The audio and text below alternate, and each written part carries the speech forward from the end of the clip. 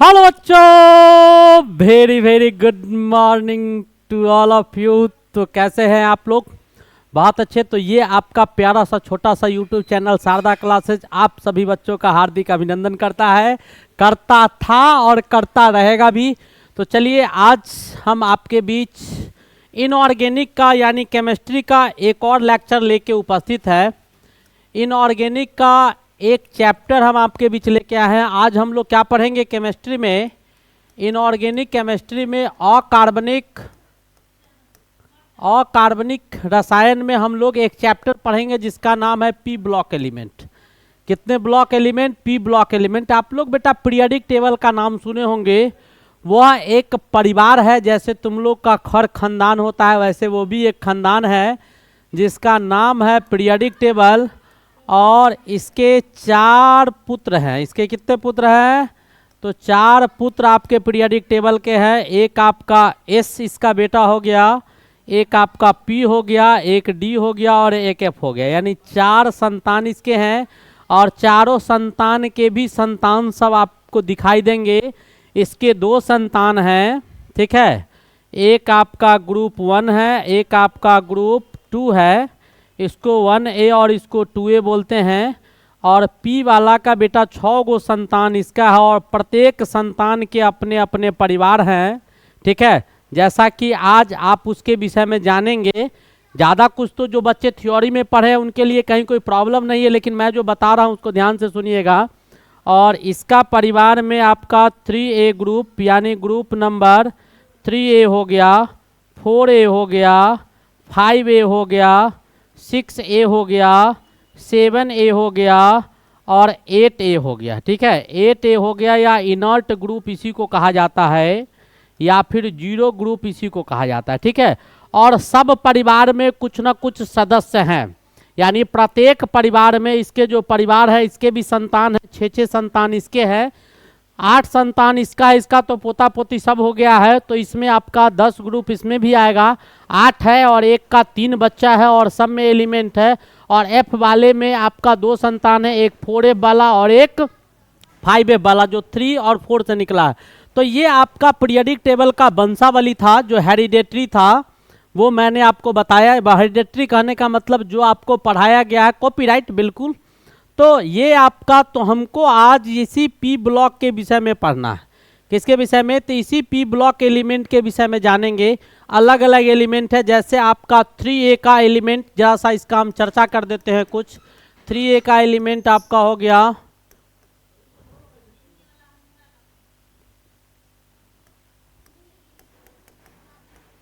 ये आपका 3A का हो गया। 4A के एलिमेंट जो होते हैं, ठीक है, वो आपका ये एलिमेंट हो गया। 5A ग्रुप का जो हो जाएगा वो आपका ये हो गया। 6A ग्रुप का एलिमेंट, इसको इस एलिमेंट को प्रीकोजेंस बोलते हैं हम लोग, प्रीकोजेंस, ठीक है। 6A ग्रुप के एलिमेंट को चाल्कोजेंस कहा जाता है, चाल्कोजेंस यानी अयस्क का निर्माण करने वाला। 7A ग्रुप को हैलोजन कहा जाता है, यानी हैलोजेंस कहने का मतलब समुद्री लवण का निर्माण करने वाला जो हैलोजेंस होते हैं।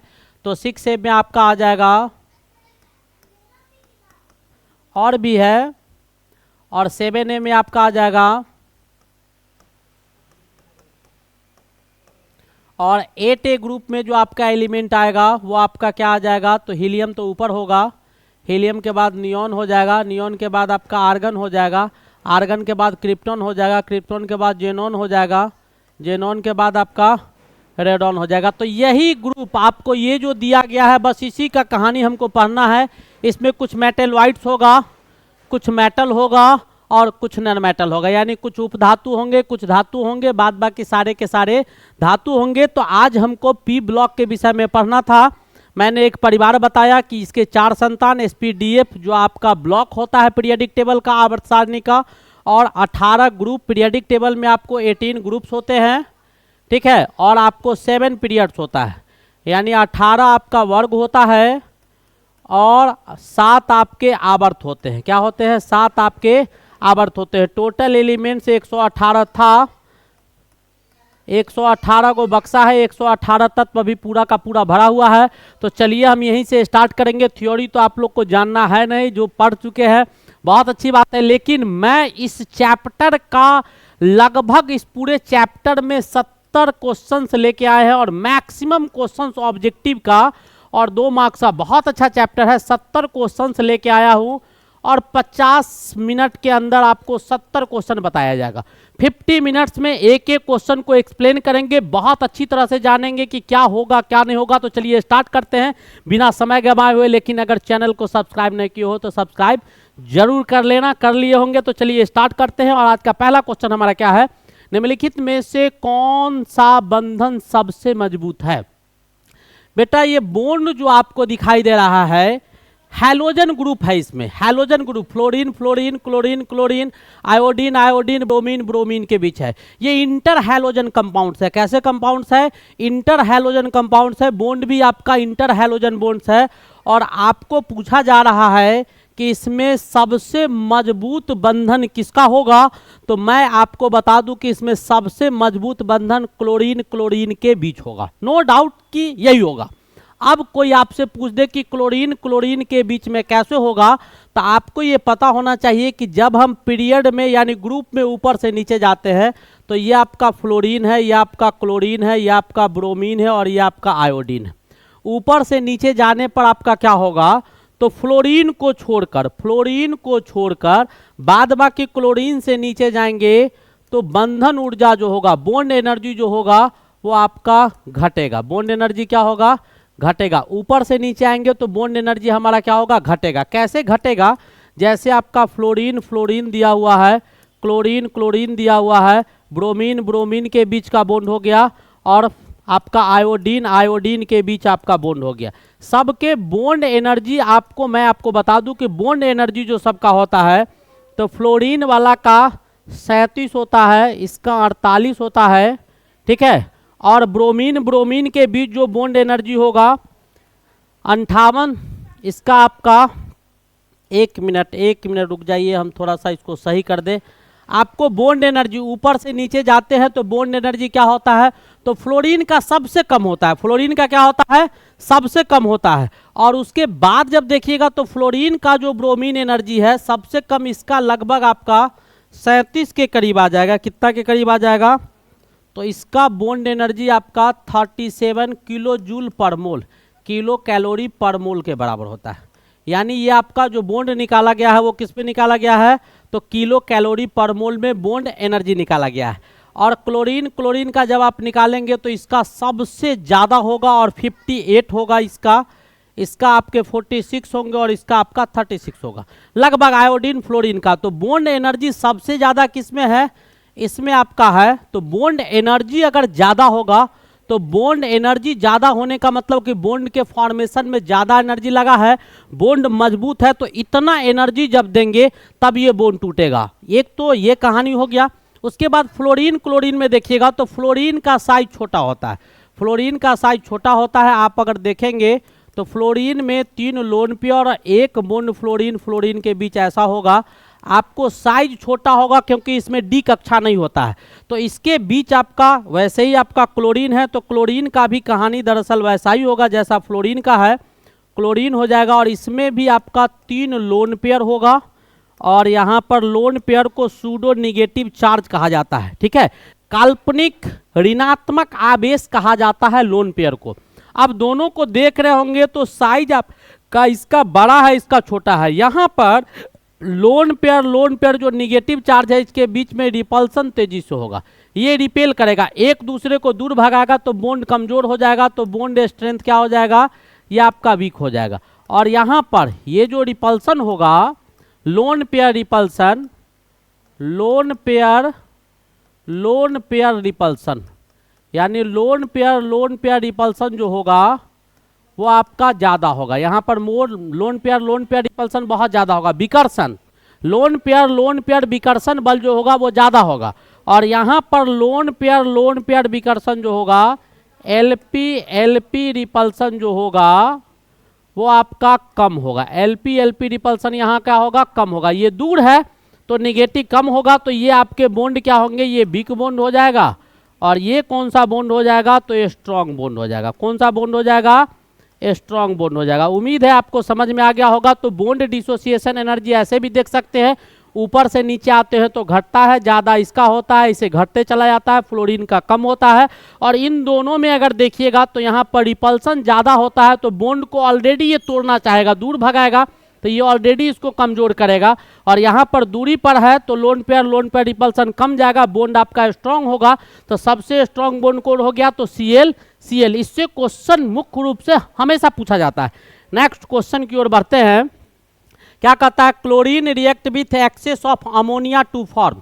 क्लोरीन आपका दिया हुआ है बेटा, क्लोरीन का रिएक्शन करवाना है किसके साथ, अमोनिया के साथ, जहां पर अमोनिया आपका एक्सेस मात्रा में लिया गया है, यानी बहुत ज़्यादा मात्रा में आपको अमोनिया को लिया गया है।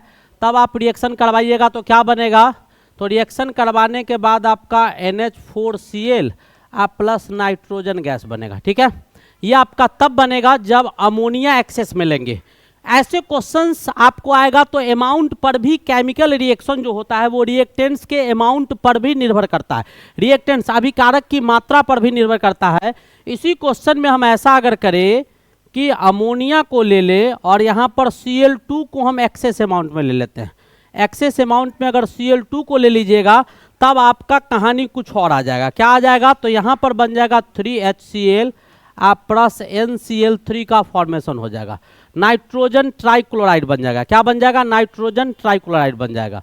तो दोनों में अलग अलग है। तो आपसे पूछ क्या रहा है, तो आपसे ये वाला पूछ रहा था, तो इस वाला में क्या बना, ये बन गया। ठीक है, और यहाँ पर जो आपका बन रहा है तो ये नाइट्रोजन क्लोराइड जो हो गया, ये आपके पॉइजनस गैस होते हैं। क्या होते हैं, तो ये आपके जहरीला गैस होता है।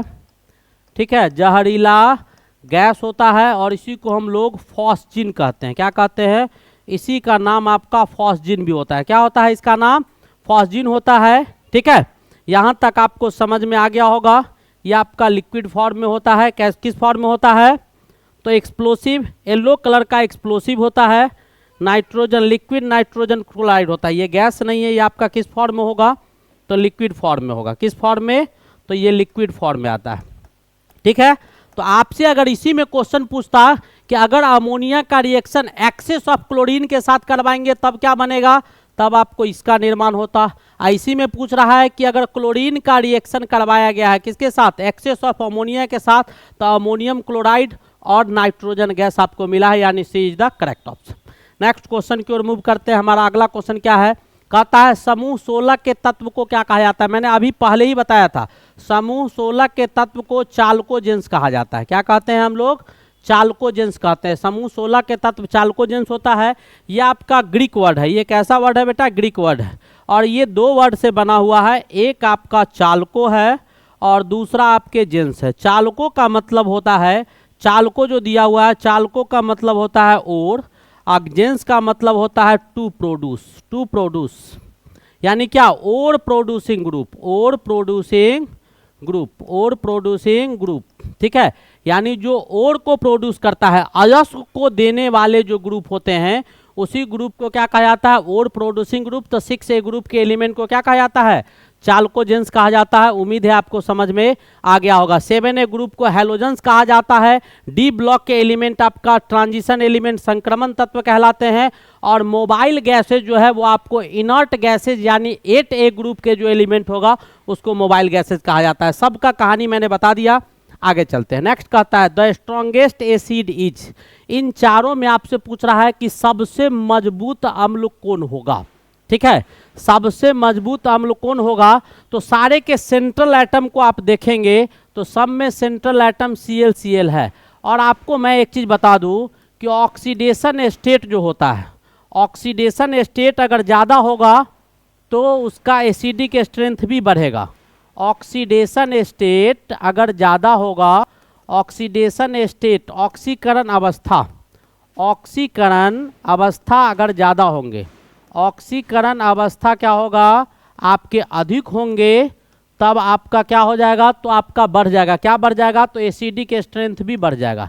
एसिडिक स्ट्रेंथ जो होगा वो आपके बढ़ जाएंगे। ठीक है, अम्लीय क्षमता भी क्या हो जाता है, बढ़ जाता है। अम्लीय क्षमता आपके बढ़ जाएंगे। तो ऑक्सीडेशन स्टेट आप निकाल लीजिए तो आपको समझ में आ जाएगा कि क्या होगा नहीं होगा। तो इस सब का ऑक्सीडेशन स्टेट निकालिएगा तो क्लोरीन पर -2 गुने 4 -8 में +1 चला गया तो इस पर +7 आएगा, आप निकालिएगा। इस पर +5 आएगा, -6 में +1, इस पर +1 आएगा और इस पर +3 आएगा। तो सबसे ज़्यादा ऑक्सीडेशन स्टेट किसका आ गया?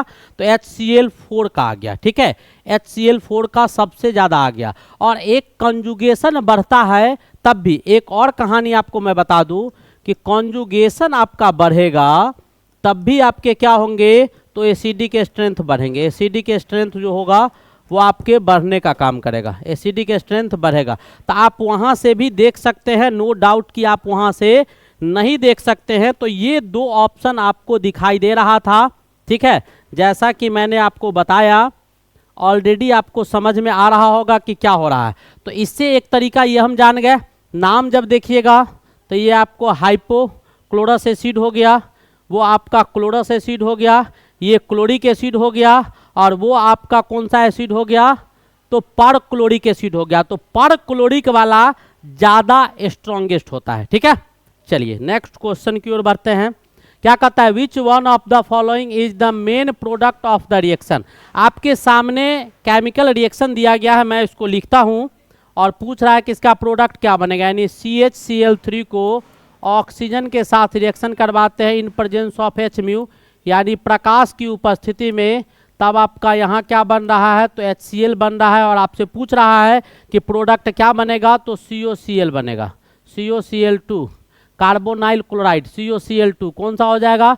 This is your correct option, this is your correct option. Carbonyl chloride highly poisonous gas है। कार्बोनाइल क्लोराइड क्या है?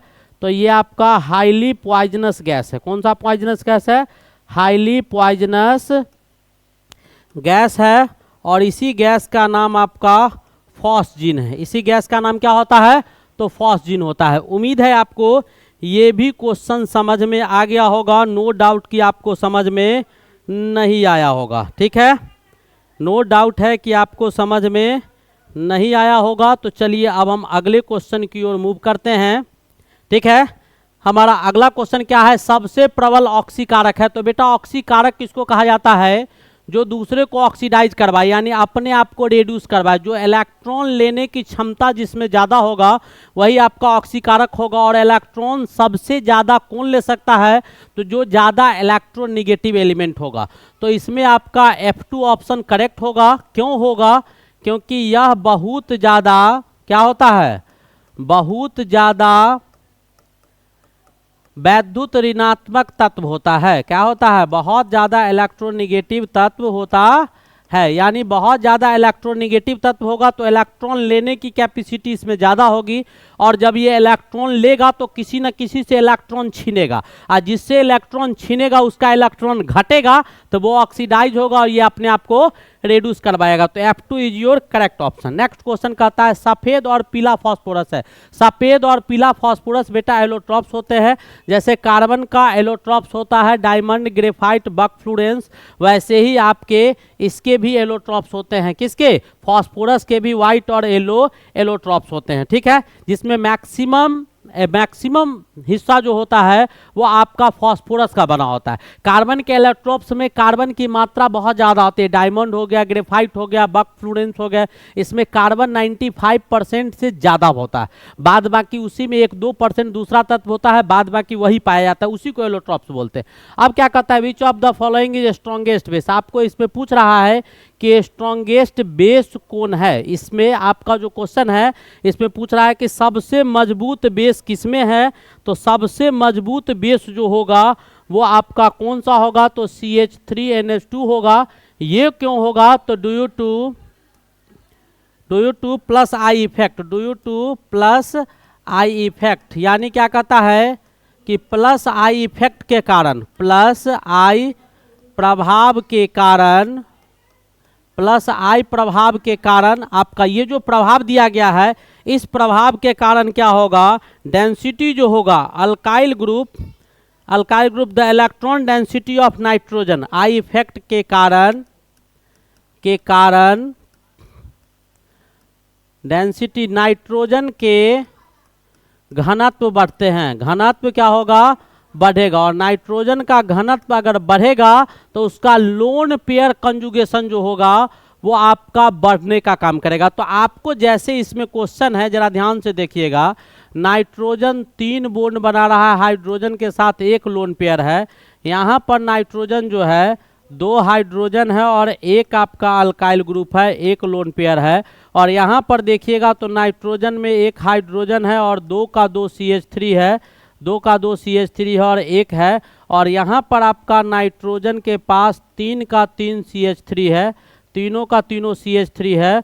तो ये लोन पेयर जो होगा, ये लोन पेयर था। आपको बेस पूछ रहा है, तो लिवाइस बेस स्ट्रॉन्गेस्ट बेस किसको कहते हैं, तो जो लोन पेयर ऑफ इलेक्ट्रॉन को दे सकता है।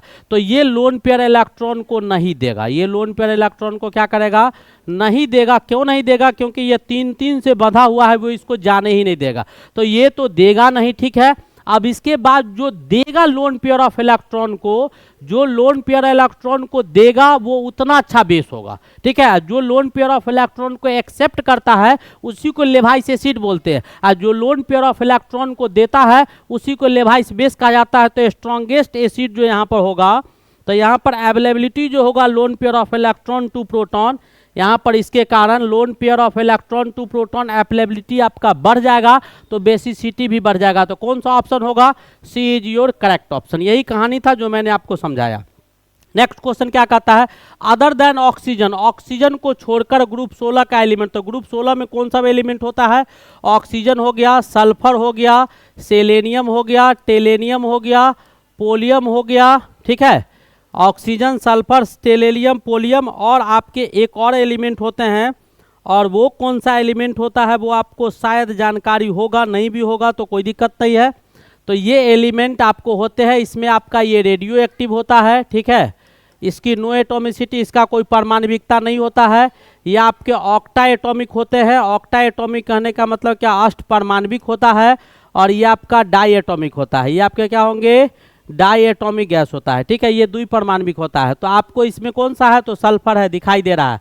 इसकी कोई एटोमिसिटी नहीं होता है, ये रेडियो एक्टिव होता है, रेडियो सक्रिय है, इसकी परमाणविकता नहीं होता है, परमाणविकता नहीं होगा, परमाणविकता क्या होगा, नहीं होगा। तो कौन सा ऑप्शन हो जाएगा, ए इज द करेक्ट ऑप्शन, बिल्कुल सही। नेक्स्ट क्वेश्चन देखिएगा, अगला क्वेश्चन क्या कहता है, what is the formula of oleum.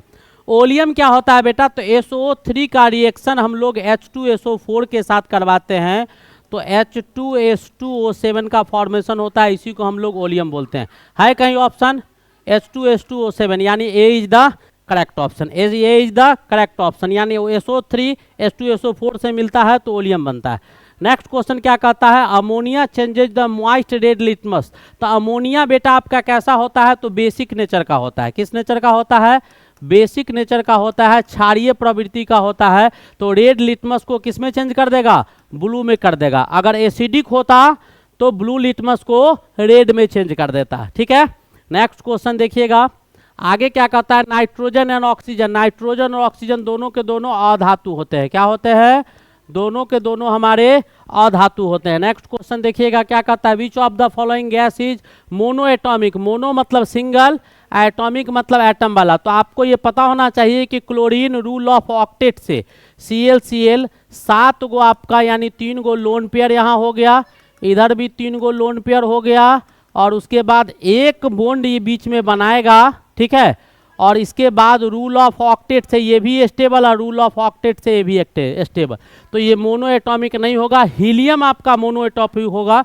Nitrogen का भी आप कहानी देखिएगा, तो नाइट्रोजन भी 3 बॉन्ड बनाएगा नाइट्रोजन के साथ, और एक लोन पेयर होगा, एक लोन पेयर होगा। तो रूल ऑफ ऑक्टेट से ये स्टेबल, रूल ऑफ ऑक्टेट से ये स्टेबल। तो ये भी मोनो एटॉमिक नहीं है, इसकी एटॉमिसिटी क्या है, डाई एटॉमिक हो गया। तो ये आपका डाई एटॉमिक हो गया, 2 परमाणविक हो गया, डाई एटॉमिक। ये अकेले रहता है, अकेले ही हीलियम मस्त रहता है, तो ये मोनो एटॉमिक हो गया अकेले। एटॉमिसिटी किसको कहा जाता है, परमाणविकता किसको बोलते हैं, कि किसी भी एलिमेंट के एटम की वह संख्या जो आपस में मिलकर रहता है तो बहुत ज़्यादा अस्थायी हो। जैसे O2 स्टेबल होता है, Cl2 स्टेबल होता है, N2 स्टेबल होता है, ये सब आपको। यहाँ पर भी अगर O2 लीजिएगा तो ये भी डाई एटॉमिक हो गया। ऑक्सीजन देखिए, ऑक्सीजन का देखिएगा तो 4 और 2 गो ही बॉन्ड बना लिया है ऐसे, इधर भी 2 और 2 4 गो, और 4 गो इसमें। तो रूल ऑफ ऑक्टेट से ये भी स्टेबल, तो ये भी क्या हो गया, डाई एटॉमिक हो गया, ये दोनों तीनों का तीनों डाई एटॉमिक हो गया, ये भी आपका डाई एटॉमिक हो गया, और एक आपका हीलियम ऐसा एलिमेंट है जो अकेले खुश रहता है, लेकिन ये सब तब स्टेबल होगा जब पेयर में होगा। ठीक है, समझ में आ गया। नेक्स्ट क्वेश्चन, बहुत सारे क्वेश्चन है। Second period of periodic table contents element. Second period, तो पहला पीरियड जो होता है उसमें एलिमेंट जो पीरियड में पाया जाता है बेटा 2n² के फॉर्म में पाया जाता है। फॉर्मूला इसका 2n² होता है, जहां n आपको ऑर्बिट को शो करता है। ठीक है, तो पहला में अगर होगा तो 2 गुने 1, पहला में कितना, तो 2 गुने 1 कितना, 2 एलिमेंट्स, यहाँ पर पीरियड है, ठीक है, आवर्त है, और यहाँ एलिमेंट्स का संख्या है। ठीक है, और पाया कैसे जाएगा, तो 2n² के फॉर्मूला से। अब आप निकालिए कि किस किस में, तो दूसरा अगर लीजिएगा तो 2 गुने 2 का स्क्वायर, तो 4 2 जा 8 एलिमेंट्स आपको पूछ रहा था दूसरा पीरियड में, तो 8 हो गया। तीसरा में पूछता तो 2 गुने 3 का स्क्वायर, 3 3 जा 9 2 जा 18 एलिमेंट्स। चौथा पीरियड में कितना होगा, तो 2 गुने 4 का स्क्वायर 32 हो जाएगा। पांचवा पीरियड में कितना हो जाएगा, तो 2 गुने 5 का स्क्वायर 50 हो जाएगा। और छठा में कितना हो जाएगा, तो 2 गुने 6 का स्क्वायर 72। ऐसे करके हम लोग आगे बढ़ते रहेंगे। ठीक है, तो आपको कौन सा हो जाएगा, तो B is the correct option, 8 हो जाएगा। ठीक है, नेक्स्ट क्वेश्चन देखिएगा। अगला क्वेश्चन क्या कहता है कि ओलियम H2SO4 और किस घटक के साथ बना है, तो अभी अभी बताए हैं कि SO3 का रिएक्शन जब H2SO4 के साथ करवा देते हैं तो H2H2O7 का फॉर्मेशन हो जाता है। कौन सा ऑप्शन होगा, B is the correct option. Next question देखिएगा, हाइब्रिडाइजेशन NH3 का संकलन पूछ रहा है। तो बेटा नाइट्रोजन 3 बॉन्ड बनाया, ठीक है, और यहाँ पर एक लोन पेयर है, ये सिग्मा बॉन्ड, ये सिग्मा बॉन्ड, ये सिग्मा बॉन्ड।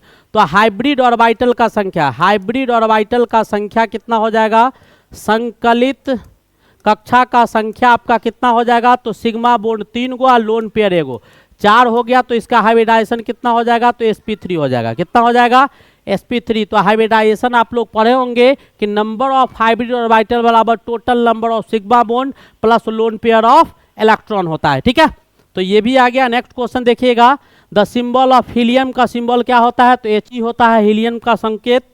नेक्स्ट क्वेश्चन क्या कहता है कि ग्रुप 1 के एलिमेंट ऑफ पीरियडिक टेबल को किस नाम से जानते हैं, तो ग्रुप 1 का अल्कली मेटल होता है और ग्रुप 2 का अल्केलाइन अर्थ मेटल होता है। तो ग्रुप 1 पूछ रहा था। नेक्स्ट क्वेश्चन, नाइट्रिक एसिड का सूत्र है HNO3, क्या होगा, नाइट्रिक एसिड का सूत्र क्या होगा, HNO3 होगा। नेक्स्ट क्वेश्चन कहता है निम्नलिखित में से कौन सी गैस पानी नहीं हो सकता, क्या कहता है, निम्नलिखित विच of the following gas can not collected over water. क्या कहता है कि पानी में किस गैस को नहीं मिलाया जा सकता है, या पानी के ऊपर इकट्ठा नहीं किया जा सकता है, किस गैस को, तो बेटा इसमें जो गैस होगा सल्फर डाइऑक्साइड को नहीं पानी के ऊपर पानी के ऊपर कलेक्ट नहीं किया जा सकता है। क्यों नहीं किया जा सकता है, क्योंकि सल्फर डाइऑक्साइड गैस जो होता है वो पानी में बहुत ज़्यादा घुलनशील होता है, पानी में क्या होता है, बहुत ज़्यादा सॉल्युबिलिटी होता है, इसलिए वो मिलकर सल्फ्यूरिक एसिड का निर्माण कर लेता है। लिख सकते हैं क्योंकि due to high solubility with water क्या, वाटर, यानी इसका जल के साथ घुलनशीलता अधिक होता है, तो ये ऊपर नहीं रहेगा, उसमें घुल जाएगा। कैसे, तो मान लीजिए कि SO2 का रिएक्शन आप H2O के साथ करवा दीजिएगा, तो आपका बना क्या लगा, तो H2SO4 का फॉर्मेशन कर लेता है। किसका फॉर्मेशन कर लेता है, H2SO4 का फॉर्मेशन कर लेगा। ये आपका उसमें डायरेक्ट क्या हो जाएगा, घुल मिल जाएगा, आपका डायरेक्ट मिलके किसका निर्माण कर लेगा, H2SO4 का फॉर्मेशन कर लेगा, ये आपका बन जाएगा। तो इसीलिए SO2 को हम लोग पानी के सतह के ऊपर कलेक्ट नहीं कर सकते हैं। नेक्स्ट क्वेश्चन क्या कहता है, PCl5 आपका ऑक्सीडाइजिंग एजेंट होता है। क्यों होता है, क्योंकि फॉस्फोरस आपका 5A ग्रुप का एलिमेंट है। किसका ग्रुप है, P ब्लॉक में आपका 5A ग्रुप का एलिमेंट है, और 5A ग्रुप का एलिमेंट जो होगा उसका मैक्सिमम ऑक्सीकरण संख्या +5 होगा, जो कि +5 इसका है। जब P को Cl5 के साथ आप देखेंगे तो आपको दिखाई देगा, तो सब पर -1 यानी इस पर ऑक्सीडेशन स्टेट +5 आएगा, और मैक्सिमम ऑक्सीडेशन स्टेट अगर किसी का होता है तो वो ऑक्सीडाइजिंग एजेंट होते हैं। मैक्सिमम ऑक्सीडेशन स्टेट होगा तो क्या होगा, ऑक्सीडाइजिंग एजेंट। तो फॉस्फोरस PCl5 में P का ऑक्सीकरण स्टेट क्या होगा, P का ऑक्सीकरण स्टेट आपका +5 होता है, इसलिए ये ऑक्सीडाइजिंग एजेंट होगा। ठीक है, नेक्स्ट क्वेश्चन क्या कहता है, नाइट्रिक एसिड तैयार किया जाता है। नाइट्रिक एसिड बेटा ऑसवाल्ड प्रोसेस से 2 स्टेप में बनाए जाते हैं। तो कौन सा ऑसवाल्ड मेथड दिया हुआ है। ऑसवाल्ड प्रोसेस होता क्या है, तो अमोनिया का रिएक्शन पहले, अमोनिया पहले बनाते हैं, नाइट्रोजन हाइड्रोजन मिलाते हैं, आयरन आपका उत्प्रेरक है, ये आपके कैटेलिस्ट है, और ये आपका प्रोमोटर है। ये आपका क्या है, प्रोमोटर है, इसको प्रोमोट करता है। ठीक है, रिएक्शन के स्पीड को बढ़ाता है। जब अमोनिया का रिएक्शन, अमोनिया गैस का रिएक्शन ऑक्सीजन गैस के साथ करवाते हैं तो अमोनियम NO का फॉर्मेशन होता है, वाटर बनता है, और NO रिएक्शन करता है, नाइट्रोजन ऑक्साइड बनाता है, और नाइट्रोजन ऑक्साइड वाटर के साथ रिएक्शन करेगा, प्लेटिनम आपका कैटेलिस्ट होगा, उत्प्रेरक होंगे, और तब आपका किसका निर्माण करेगा, तो नाइट्रिक अम्ल का निर्माण कर लेगा। किसका, तो नाइट्रिक अम्ल का फॉर्मेशन हो जाएगा। तो ये आपको ऑसवाल्ड प्रोसेस से कैसे कैसे होता है वो मैंने आपको दिखा दिया। नेक्स्ट क्वेश्चन देखिएगा, बिल्कुल समझ में आ रहा होगा, आना भी चाहिए। अगला क्वेश्चन देखिएगा, number of sigma and pi bond in C2 molecules. बहुत ही महत्वपूर्ण क्वेश्चन है और बहुत अच्छा क्वेश्चन है। जरा इस क्वेश्चन को ध्यान से समझिएगा, मैं क्या समझाने जा रहा हूं। आप लोग को एक चीज पता होना चाहिए कि पहले सिग्मा बॉन्ड बनता है, उसके बाद पाई बनता है। अगर मान लो कि कार्बन कार्बन के बीच बेटा एक बॉन्ड है तो ये सिग्मा होता है, कार्बन कार्बन के बीच 2 बॉन्ड होता है तो एक सिग्मा एक पाई होता है, कार्बन कार्बन के बीच 3 बॉन्ड होता है तो एक सिग्मा और 2 पाई बॉन्ड होता है। यानी पहले सिग्मा बॉन्ड बनेगा, उसके बाद पाई बॉन्ड बनेगा। सिग्मा बॉन्ड आपका मजबूत बंधन होता है, पाई बंधन आपका कमजोर बंधन होता है। आपसे पूछ रहा है कि सिग्मा और C2 मॉलिक्यूल्स में सिग्मा और पाई बंधन में कितने सिग्मा बंधन होते हैं और कितने पाई बंधन होते हैं। तो इसमें बेटा केवल का केवल 2 आपका सिग्मा बॉन्ड होता है, पाई बॉन्ड नहीं होता है। बड़ी आश्चर्य की बात है कि पहले जो आपका रूल था सिग्मा बॉन्ड बनता था तब पाई बनता था, इसमें सिग्मा बनता ही नहीं है, केवल पाई बॉन्ड रहता है। क्यों, जरा ध्यान से देखिएगा, क्योंकि C2 अणु जो होते हैं वो आपको वाष्प अवस्था में पाया जाता है। ठीक है, और इसका द्विबंधन जो होता है वो 2 पाई बंधन से बना होता है। इसमें जो द्विबंधन होगा वो 2 पाई बॉन्ड से बना होगा। तो एक पाई बॉन्ड बना तो 2 इलेक्ट्रॉन लगा। एक पाई बॉन्ड के निर्माण में कितने, एक पाई बॉन्ड में आपके कितने, तो 2 इलेक्ट्रॉन लग गए। 2 इलेक्ट्रॉन यहाँ 2 पाई बॉन्ड से बनता है, तो 2 पाई बॉन्ड होगा तो कितना इलेक्ट्रॉन हो गया, तो 4 इलेक्ट्रॉन। यानी कहने का मतलब यह है कि इसमें C2 मॉलिक्यूल्स में जो एगो पाई बॉन्ड बनता है उसका निर्माण 2 पाई बॉन्ड से होता है। कितना, 2 पाई बॉन्ड से, यानी 4 इलेक्ट्रॉन मिलके एगो पाई बॉन्ड बनाता है। तो जब कार्बन कार्बन रहेगा तो कार्बन टेट्रावैलेंस होता है, 4 वैलेंसी हो गया, तो एगो पाई बॉन्ड जो इसमें बना तो इसमें 4 इलेक्ट्रॉन इसमें लग गया, ये पाई बॉन्ड है। और दूसरा जो पाई बॉन्ड बना तो इसमें भी 4 इलेक्ट्रॉन लग गया, ये भी आपका पाई बॉन्ड है। और टोटल इसकी वैलेंसी 4, तो 4 इसमें फ्री इलेक्ट्रॉन था, 4 इसमें था, 8 था, और 8 का 8 इलेक्ट्रॉन 2 पाई बॉन्ड बनाने में ही इस्तेमाल हो गया। तो C2 मॉलिक्यूल्स जो होता है जिसमें प्रत्येक बंधन में 4 इलेक्ट्रॉन की आवश्यकता होती है, इसमें 4 इसमें 4 8 तो केवल आपका पाई बॉन्ड पाया जाता है। बहुत ही महत्वपूर्ण क्वेश्चन था, कई एक बार पूछा है, BSCB 19 में पूछा है, 21 में पूछा है, हो सकता है बार बार रिपीट भी करता है ये क्वेश्चन, तो भूलना नहीं है। नेक्स्ट क्वेश्चन देखिएगा, द मॉलिक्यूल विच है 0 डाइपोल मोमेंट। इसमें 0 डाइपोल मोमेंट किसका होगा, तो बेटा इसका होगा। डाइपोल मोमेंट आपका वेक्टर क्वांटिटी है, और इसका कब होगा, तो इसका ट्रायंगुलर प्लेनर स्ट्रक्चर होगा। कैसा स्ट्रक्चर होगा, symmetrical triangular structure, symmetrical triangular structure जब होगा तब जाके ऐसा होगा। सिमेट्रिकल ट्रायंगुलर स्ट्रक्चर जो बनेगा वो आपका ट्रायंगुलर प्लेनर स्ट्रक्चर होगा, ट्रायंगुलर प्लेनर स्ट्रक्चर होगा। और कैसे वो मैं आपको समझाता हूँ, जरा ध्यान से देखिएगा। इसमें क्या होगा कि 3 है तो B आपका मध्य में चला जाएगा, और F आपका इधर, F आपका इधर, एक आप F आपका इधर। ये तीनों F को आप अगर मिलाइएगा तो आपको इक्विलेटरल ट्रायंगल आएगा। कैसा ट्रायंगल आएगा, इक्विलेटरल ट्रायंगल आएगा। अब इक्विलेटरल ट्रायंगल जब आएगा तो इसका डाइपोल मोमेंट 0 कब होगा, तो BF के बीच में जो आएगा डाइपोल, ये निगेटिव ये पॉजिटिव।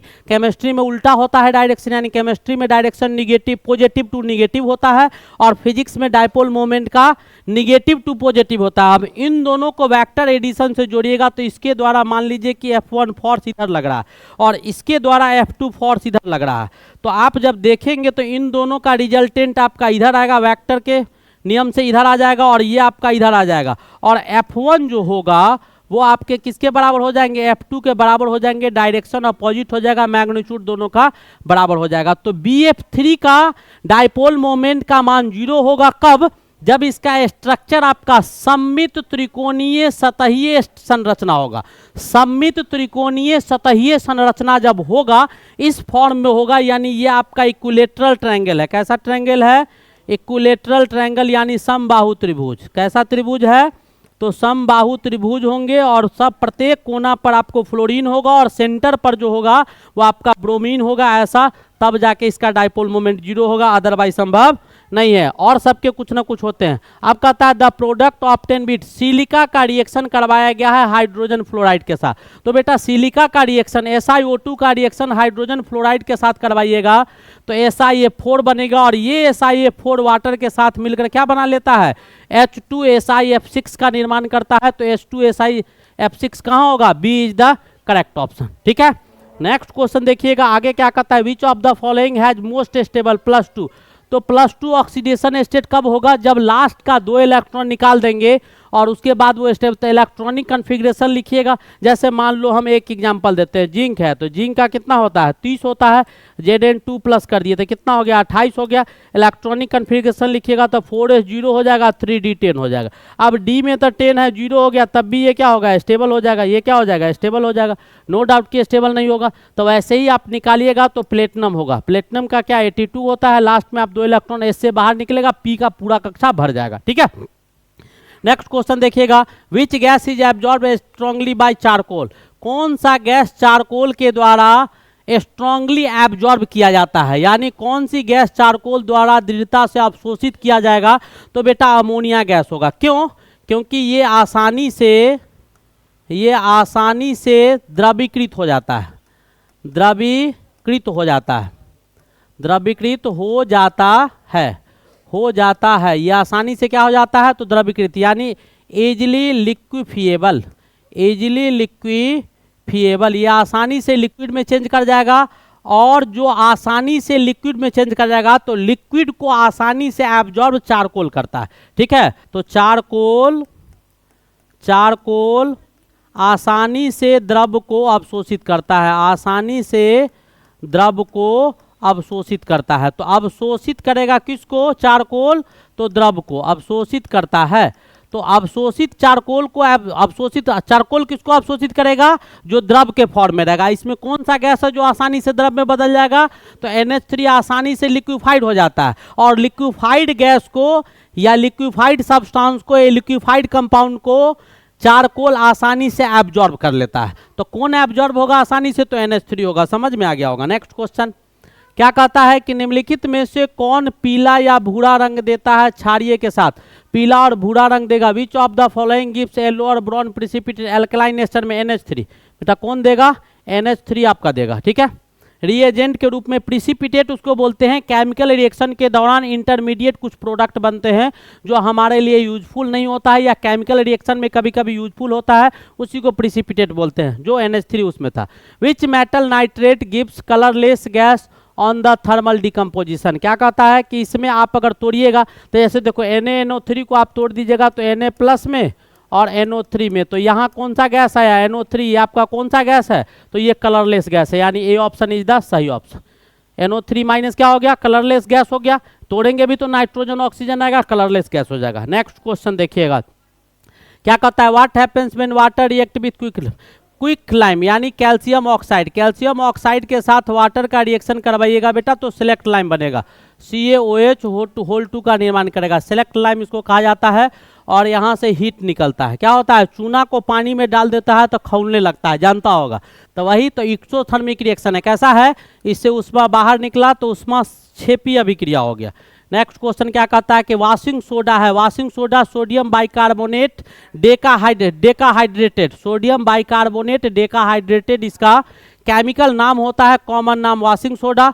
वाशिंग सोडा आपके श्वेत रंग का होता है। कैसा होता है, तो इसका रंग आपका श्वेत होता है। ये सुगंधहीन होते हैं, सुगंधहीन होगा, इसका कोई स्मेल नहीं होगा।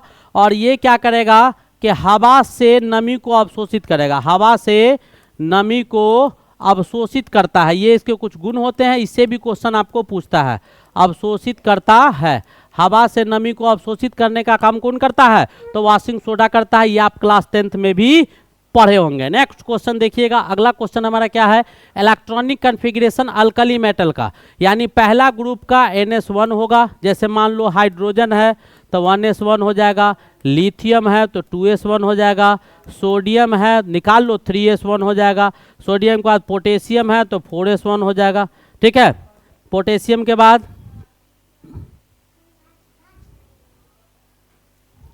ठीक है, ऐसे आपको बढ़ते रहेंगे तो कौन सा होगा? NS1 is the correct option. Next question क्या कहता है कि सिलेक्ट लाइम का फॉर्मूला अभी बनाए थे, CaOH2 होगा। ठीक है, जो कैल्शियम, केमिकल नेम ऑफ बोरॉक्स, बोरॉक्स क्या होता है? सोडियम टेट्राबोरेट डेकाहाइड्रेटेड, सोडियम टेट्राबोरेट यानी बोरेट का फॉर्म 4 गो और डेकाहाइड्रेटेड यानी 8 मोल उसमें ऑक्सीजन होगा। सूत्र आप ये भी लिख सकते हैं Na2B4O5OH2 या Na2H20B4O7 भी लिख सकते हैं। ये रंगहीन होता है, कलरलेस कंकड़ युक्त ठोस पदार्थ होता है और नेचर कैसा होगा? तो बेसिक नेचर का होगा। किस नेचर का होगा? बेसिक नेचर का। ऑप्शन क्या था? तो सोडियम टेट्राबोरेट डेकाहाइड्रेटेड, डेकाहाइड्रेटेड, डेकाहाइड्रेटेड यानी क्या? 8 मोल इसमें ऑक्सीजन होगा। कितने मोल ऑक्सीजन होंगे? तो 8 मोल आपके ऑक्सीजन हो जाएंगे। ठीक है, नेक्स्ट क्वेश्चन की ओर मूव करते हैं। हमारा अगला क्वेश्चन क्या है? बोरॉन सोज डायगोनल रिलेशनशिप। तो बोरॉन का बेटा रिलेशन सिलिकॉन के साथ होता है, ऐसा रिलेशन होता है डायगोनल रिलेशनशिप। पहले डायगोनल रिलेशन में बताया गया था कि जो इसका प्रॉपर्टी है वो इसके डायगोनल एलिमेंट का प्रॉपर्टी बिल्कुल समान होगा, उससे डायगोनल का रिलेशनशिप बताया गया था। नेक्स्ट क्वेश्चन क्या कहता है? गुड कंडक्टर ऑफ हीट और इलेक्ट्रिसिटी का सबसे अच्छा कंडक्टर आपका ग्रेफाइट होता है। कौन होता है? ग्रेफाइट आपके बहुत अच्छे कंडक्टर होते हैं। बैटरी में उसका इस्तेमाल किया जाता है। जो पेंसिल लिखता है तो लिखावट जिससे होता है उसमें ग्रेफाइट इस्तेमाल किया जाता है। नेक्स्ट क्वेश्चन क्या कहता है? Maximum percentage of carbon in the following allotropes. ये फॉलोइंग एलोट्रॉप्स में किस में? तो कार्बन का 3 गो एलोट्रॉप्स मुख्य रूप से होता है डायमंड, ग्रेफाइट, बक फ्लूरेंस। तो सबसे ज़्यादा परसेंटेज इसमें डायमंड, ग्रेफाइट, तो दोनों तो है नहीं, कौन सा है? ग्रेफाइट है, तो सबसे ज़्यादा इसमें होगा। इसमें भी होता है 50 से 90 तक 70-80% इसमें भी होगा, लेकिन उसमें 95% से ज़्यादा ही होगा। 97 हो, 98 हो, 95 से ज़्यादा ही ग्रेफाइट में होगा कार्बन की उपस्थिति। Hybridisation of carbon in diamond. तो बेटा डायमंड का स्ट्रक्चर कार्बन का ही एलोट्रॉप्स है, देखे होंगे आप, ऐसा स्ट्रक्चर होता है, इस कदर एंगल कम ऐसा होता है। ये सिग्मा बॉन्ड, ये सिग्मा बॉन्ड, ये सिग्मा बॉन्ड, ये सिग्मा बॉन्ड, ये कार्बन। तो यहाँ पर total number of sigma bond कितना हो गया वो जरा ध्यान से देखिएगा। तो total number of sigma bond जो इसमें आ गया वो number of hybrid orbital, hybrid यानी संकलित कक्षा का संख्या कितना हो गया? तो 4 गो सिग्मा बॉन्ड और लोन पेयर 0, तो 4 हो गया। तो हाइब्रिडाइजेशन क्या हो जाएगा? sp3 हो जाएगा। 4 गो तो हाइब्रिडाइजेशन sp3, यानी कौन सा option? A is the correct option. तो हाइब्रिडाइजेशन जो कार्बन का होगा डायमंड में, तो यही आपका कार्बन। ठीक है, 4 गो सिग्मा बॉन्ड, ऐसे ही स्ट्रक्चर चैन में 1 से 3, 3 से 9, 9 से 27 बढ़ते चला जाता है। जो कार्बन का एलोट्रॉप्स होता है डायमंड सबसे हार्डेस्ट सब्सटेंस होता है, सबसे कठोर और कड़ा होता है। Element found in sea water में तो सोडियम, मैग्नीशियम है मात्रा, लेकिन सबसे ज़्यादा नमक कहाँ से आता है? आयोडीन। तो समुद्र के पानी से, तो सबसे ज़्यादा आपको आयोडीन होता है। Next question, maximum catenation. Catenation property सबसे ज़्यादा कार्बन का होता है, और कार्बन के बाद अगर किसी का कैटेनेशन प्रॉपर्टी होता है तो ग्रुप 6 का जितना भी एलिमेंट होगा उसके भी कैटेन, लगभग ग्रुप 6 का एलिमेंट जो रेडियो एक्टिव है उसको छोड़कर सारे के सारे कैटेनेशन यानी आपस में जुड़ने का जो आपस में जुड़ने की जो प्रवृत्ति होती है, कैटेनेशन गुण, वो आपको 6A ग्रुप के एलिमेंट में भी होते हो। ऑक्सीजन हो गया, सल्फर हो गया, सेलेनियम हो गया, टेलेनियम हो गया, पोलियम तो रेडियो एक्टिव होता है। तो उसके बाद आपको अगर किसी में आएगा तो वो आपको सल्फर में आएगा। सल्फर का भी कम से कम 20 गो एलोट्रॉप्स होता है, कम से कम सल्फर के 20 एलोट्रॉप्स होते हैं, तो वो भी कम नहीं होता है। तो कहता है मैक्सिमम कैटेनेशन प्रॉपर्टी चारों में किस में है? तो सल्फर में है। अगला क्वेश्चन देखिएगा, स्ट्रॉन्ग लेवाइस एसिड। बेटा लेवाइस एसिड किसको कहा जाता है? जो लोन पेयर ऑफ इलेक्ट्रॉन को एक्ट्रैक्ट कर सके। ठीक है, और जो लोन पेयर ऑफ इलेक्ट्रॉन को देता है यानी पेयर ऑफ इलेक्ट्रॉन को जो देगा वो आपका लेवाइस बेस कहलाएगा, जो एक क्वेश्चन पहले करवाया है, नाइट्रोजन दे रहा था। और लेवाइस एसिड उसको बोलते हैं जो पेयर ऑफ इलेक्ट्रॉन को अट्रैक्ट करे, अपनी ओर आकर्षित करे। तो इसमें जो आकर्षित करेगा वो कौन करेगा, तो BiF3 कौन सा होगा, तो लेवाइस एसिड आपका कौन सा ऑप्शन होगा, BiF3 is your correct option. BiF3 जो होगा लेवाइस एसिड का बहुत ही अच्छा ऑप्शन होगा। डाउन द ग्रुप इलेक्ट्रोनेगेटिविटी घटेगा, ऊपर में अगर नीचे जाएंगे, ऊपर से नीचे जाएंगे तो घटेगा फ्लोरीन, क्लोरीन, ब्रोमीन, आयोडीन। तो फ्लोरीन हो गया, क्लोरीन हो गया, ब्रोमीन हो गया, आयोडीन। ऊपर से नीचे जाते हैं तो इलेक्ट्रोनेगेटिविटी जो होगा, वैद्युत ऋणात्मकता बेटा घटेगा। तो बेसिसिटी जो होगी वो क्या होगी, एसिडिटी, आपकी एसिडिटी जो होगा वो आपका बेसिसिटी बढ़ेगा, बेसिसिटी आपका बढ़ जाएगा और एसिडिटी आपका क्या हो जाएगा, घट जाएगा। एसिडिटी आपका क्या हो जाएगा, घट जाएगा। तो बेसिसिटी बढ़ जाएगा, एसिडिटी आपका क्या हो जाएगा, घट जाएगा। तो कौन सा ऑप्शन होगा, BI3 is your correct option. BI3 आपका बिल्कुल सही ऑप्शन होगा। नेक्स्ट क्वेश्चन देखिएगा, विच of the following does not make hydrogen bond. तो हाइड्रोजन बॉन्ड इसमें कौन नहीं बनाएगा, तो बेटा हाइड्रोजन बॉन्ड इसमें मैंने बताया था, हाइड्रोजन बॉन्ड में फोन, ये तीनों हाइड्रोजन से जुड़ा रहे, फ्लोरीन, ऑक्सीजन और नाइट्रोजन। हाइड्रोजन से अगर इसको हम जोड़ देते हैं तो बीच में जो बॉन्ड बनता है यही आपका हाइड्रोजन बॉन्ड होता है। और इसके बाद ऑप्शन Cl का आता है। तो Cl इतना ज़्यादा इलेक्ट्रोनेगेटिव नहीं होता है कि वो हाइड्रोजन के साथ, और Cl का साइज इतना इस मतलब लेवल का नहीं होता है जो H के साथ मिलकर वो कौन सा बॉन्ड बना सके, तो हाइड्रोजन बॉन्ड बना सके। तो इसमें सबसे बेहतर ऑप्शन जो हमको दिखाई दे रहा था वो आपको HCl दिखाई दे रहा था, इतना इलेक्ट्रोनेगेटिव नहीं होता है। यानी इसकी इलेक्ट्रोनेगेटिविटी, Cl की इलेक्ट्रोनेगेटिविटी इतनी नहीं होती है। इलेक्ट्रोनेगेटिविटी एंड साइज, दो चीज, Cl का साइज बड़ा होने के कारण, ठीक है, साइज बड़ा होने के कारण और इलेक्ट्रोनेगेटिव अधिक नहीं होने के कारण, साइज बड़ा होने के कारण और वैद्युत ऋणात्मकता अधिक नहीं होने के कारण ये आपको हाइड्रोजन बॉन्ड नहीं बनाता है, बाद बाकी आपको नाइट्रोजन, ऑक्सीजन और फ्लोरीन बनाता है। ठीक है, नेक्स्ट क्वेश्चन देखिएगा। अगला क्वेश्चन क्या कहता है, in which of the following weak base इसमें कौन है, तो इसका जस्ट उल्टा कहानी कौन सा था, अभी अभी बताएं, NF3 is your Wick base. NF3 आपका क्या हो जाएगा, इसमें आपका विक बेस हो जाएगा, नो डाउट कि आपका नहीं होगा। क्यों, क्योंकि फ्लोरीन आपका बहुत इलेक्ट्रोनेगेटिव होता है, यानी इलेक्ट्रोनेगेटिविटी बहुत ज़्यादा होता है और साइज आपका बहुत छोटा होता है और डी कक्षा इसमें अनुपस्थित होता है, डी कक्षा नहीं पाया जाता है। तो इन दोनों के कारण NF3 आपका वीक बेस हो जाएगा। इलेक्ट्रॉन देने की क्षमता इसमें ज़्यादा होगा क्योंकि लोन पेयर ऑफ इलेक्ट्रॉन तो इसके पास होता है, इलेक्ट्रोनेगेटिव है। ठीक है, नेक्स्ट क्वेश्चन क्या कहता है कि sodium is a member of which group. तो ग्रुप वन का आपका मेंबर आपका सोडियम है। सोडियम हो गया helium, lithium, sodium, potassium, rubidium, caesium और फ्रांसिसियम, ये सारे ग्रुप 1 के मेंबर है। अगला क्वेश्चन क्या कहता है, द शेप ऑफ XeF4। तो XeF4 का शेप देखिएगा तो दरअसल आपका ऐसा शेप आएगा, ध्यान से देखिएगा, ये आपका ऐसा शेप आपका आ जाएगा जैसा मैं बता रहा हूँ। और चारों के चारों जब देखिएगा तो ये आपका बिल्कुल स्क्वायर के तरह होगा और ये इसका शेप आपका क्या हो जाएगा, तो स्क्वायर प्लेनर हो जाएगा। कैसा शेप हो जाएगा, तो स्क्वायर प्लेनर हो जाएगा। है ऑप्शन, तो बिल्कुल है, square planar is your correct option. Next question क्या कहता है, which is liquid at room temperature. तो बेटा एक मेटल मरकरी है जो धातु होने के बाद भी रूम टेम्परेचर पर लिक्विड में होता है। एक नॉन मेटल ब्रोमीन है जो आपका अधातु होते हुए भी रूम टेम्परेचर पर होता है। तो पारा यानी क्या, मरकरी और ब्रोमीन दोनों ऑप्शन सही होंगे। और इसके बाद भी सीजियम, रूबिडियम, फ्रांसिसियम और गैलियम ये भी आपके लिक्विड स्टेट में पाए जाते हैं, लेकिन कब, above room temperature. Room temperature जो रूम का ताप है उससे ज़्यादा ताप पर ये किस में पाया जाता है, तो ये आपका लिक्विड स्टेट में पाया जाता है। बाद बाकी रूम के टेम्परेचर पर लिक्विड स्टेट में पाए जाने वाले एक धातु मरकरी होता है और एक अधातु ब्रोमीन होता है। बाद बाकी ये सब है जो रूम टेम्परेचर से एभव पर लिक्विड अवस्था में पाया जाता है।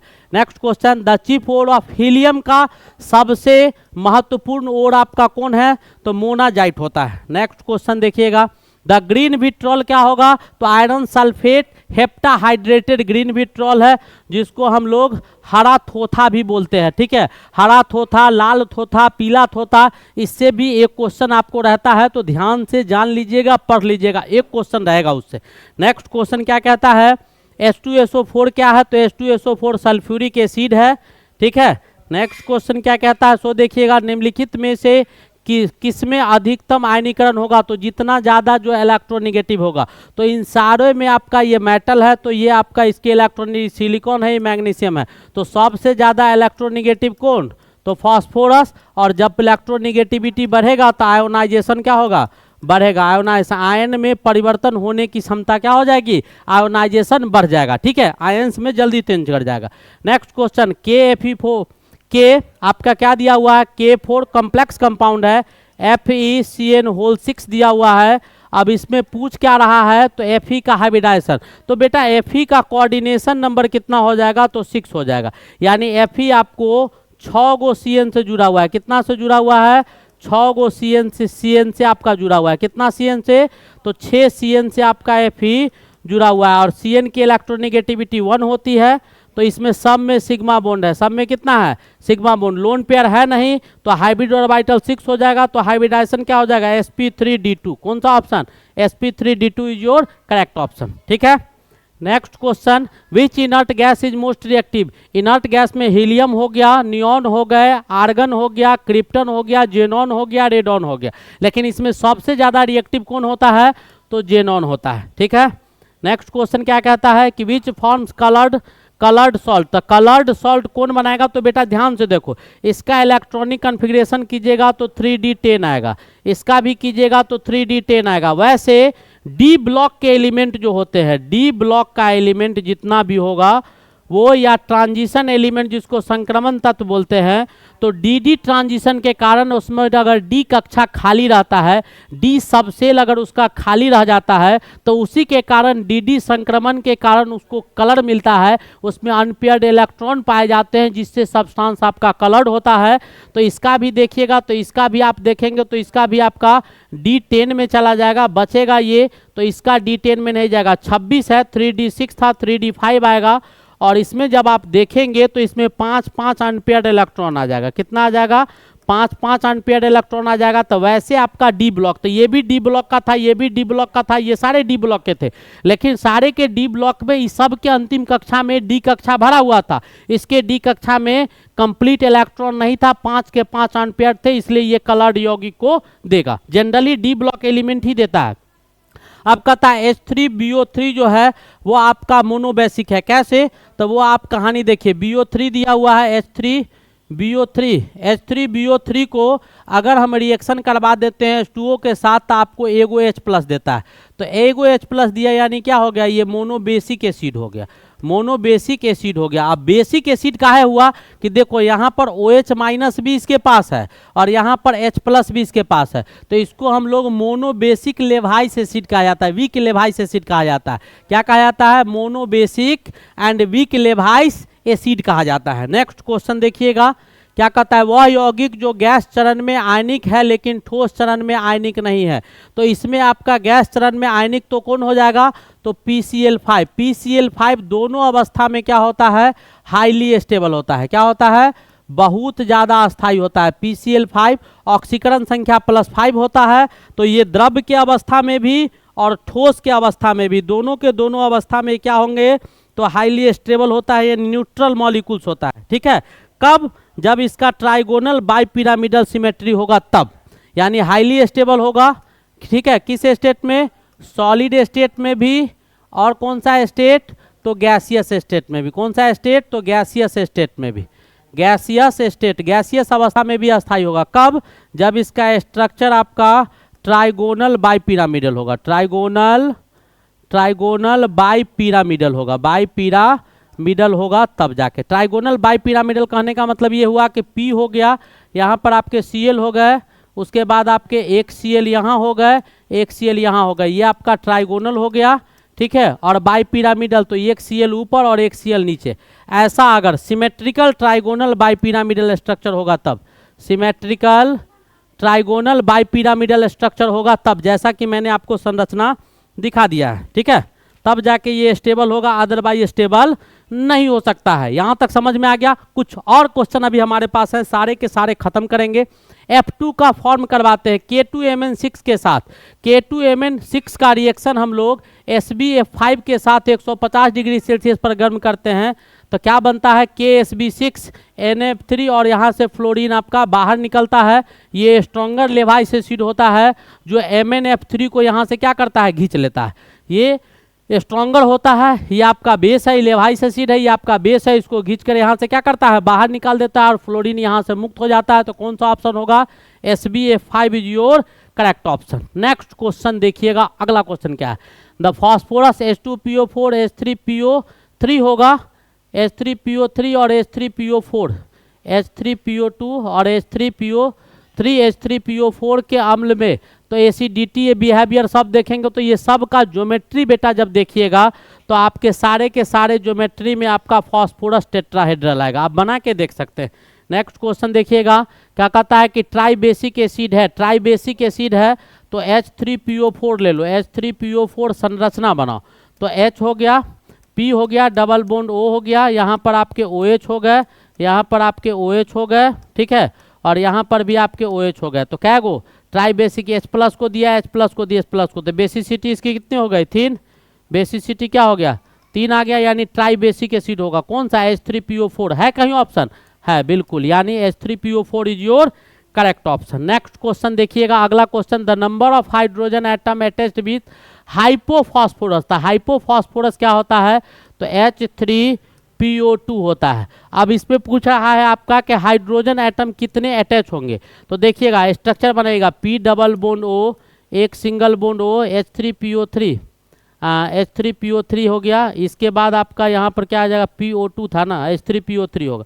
अब इसके बाद यहाँ पर OH और यहाँ पर आपके कितने हो गए, तो ये आपका OH हो गया और एक आपका H हो गया। तो डायरेक्ट कितना जुड़ा हुआ है, H3PO2 हाइपोफॉस्फोरस एसिड है। एक मिनट H3PO2 होगा, H3PO2 जब हो जाएगा तो आपका 2 का 2 जो हो जाएगा, यानी हाइड्रोजन, 2 गो ऑक्सीजन बना लिए, अब बचा एगो हाइड्रोजन। तो क्या आपको दिखाई दे रहा होगा, कौन 2 गो, तो एगो E जुड़ा हुआ है डायरेक्ट, एगो E जुड़ा हुआ है डायरेक्ट।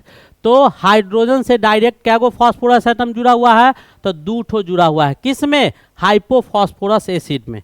नेक्स्ट क्वेश्चन क्या कहता है कि कौन सी अक्रिय गैस द्रवीकरण पर असामान्य व्यवहार दिखाता है। द्रवीकरण जब करवाते हैं तो असामान्य व्यवहार दिखाएगा, तो वो आपका हीलियम दिखाएगा, क्योंकि इसका साइज क्या होता है, तो बहुत छोटा होता है। हीलियम का साइज क्या होता है, बहुत छोटा होता है और आइडियल बिहेवियर होता है। आकृति छोटा होने के कारण, आकृति छोटा होने के कारण, छोटा होने के कारण, ठीक है, और एक चीज और क्या कि आइडियल बिहेवियर, आदर्श व्यवहार होने के कारण, आदर्श व्यवहार होने के कारण, ठीक है। ये 2 कारण है जिसके कारण जब इसको इनर्ट गैस को क्या कीजिएगा, एबनॉर्मल बिहेवियर पर लिक्विफिकेशन करके नहीं जाना चाहता, ये वैसे ही अस्थायी है, बिल्कुल खुश है अपने आप में। नेक्स्ट क्या कहता है कि हाइपोफॉस्फोरस अम्ल है, हाइपोफॉस्फोरस अम्ल आपका मोनोबेसिक होगा। हाइपोफॉस्फोरस अभी भी बताए हैं H3PO2 होता है, तो P डबल बॉन्ड O हो गया, एक OH हो गए, एक आपका H हो गया, इधर आपका H हो गया, तो यही एक देगा, मात्र एक H देगा इसको, तो बेसिसिटी इसकी कितनी हो जाएगी, 1, इसीलिए आपका मोनोबेसिक हो जाएगा। क्या हो जाएगा, मोनोबेसिक होगा, एक ही H प्लस को देगा। कहता है which element is kept in water, phosphorus को पानी में रखा जाता है बेटा। क्यों रखा जाता है, क्योंकि फॉस्फोरस को पानी में नहीं रखेंगे तो वो हवा के साथ रिएक्शन करके विस्फोट कर जाएगा, हवा के साथ रिएक्शन करके क्या करेगा, विस्फोट कर जाएगा। Kept in water to avoid spontaneous reaction, क्या कहता है, to avoid spontaneous reaction, air से रिएक्ट करके तेजी से अभिक्रिया कर जाएगा, उससे बचाने के लिए फॉस्फोरस को पानी में डालकर रखा जाता है। Compound of boron shows Levi's acid behaviour, क्या कहता है कि कंपाउंड जो बोरॉन का होता है वो लेवाइस एसिड बिहेवियर को शो करता है, किसके कारण, क्योंकि उसमें डी ऑर्बिटल यानी वैकेंट ऑर्बिटल्स होते हैं, उसके कारण इलेक्ट्रॉन डिफिशियंसी नेचर होने के कारण वो शो करता है। ग्रेफाइट अच्छा कंडक्टर होता है, ग्रेफाइट सॉलिड में कंडक्टर है, तो सॉलिड में इलेक्ट्रिसिटी को कंडक्ट कौन करता है, तो फ्री इलेक्ट्रॉन, तो इसमें आपके मूविंग इलेक्ट्रॉन के कारण कंडक्टर होता है। कहता है PCl5 is found, NCl is not found. काहे नहीं होता है? क्योंकि NCl में आपके डी कक्षा नहीं पाए जाते हैं, NCl में डी कक्षा नहीं पाया जाता है, PCl में पाया जाता है डी कक्षा, इसीलिए ऐसा होता है। नेक्स्ट क्वेश्चन क्या कहता है कि which of the following hydrides is most stable, इन चारों में कौन सा हाइड्राइड्स आपके सबसे ज़्यादा स्टेबल है? तो NH3। कौन सा हाइड्राइड? तो सबसे ज़्यादा अस्थाई जो होगा वो आपका NH3 होगा। डाउन द ग्रुप जाते हैं, साइज इंक्रीज करता है, स्टेबिलिटी उसकी बढ़ जाएगी। नेक्स्ट कहता है H2SO4 आपका क्या है? तो डाइबैसिक एसिड है बेटा। कैसा एसिड है? डाइबैसिक। स्ट्रक्चर बना लीजिए, कैसे बनाएंगे? तो S double bond O double bond O, यहाँ पर OH हो गया और यहाँ पर OH हो गया, तो क्या गो H प्लस को देगा? एगो इधर से देगा, एगो इधर से देगा, तो बेसिसिटी कितनी हो गई? 2 हो गई। बेसिसिटी 2 हो गई तो डाइबैसिक एसिड हो गया। ठीक है, समझ में आ गया? तो इस प्रकार आपका बहुत ही खूबसूरत सा प्यारा सा जो लेक्चर था वो आपका लास्ट कर गया। अब आप लोग हंसते खेलते मुस्कुराते पढ़ते रहिए। तब तक के लिए best of luck. Thank you. Wait for the next lecture.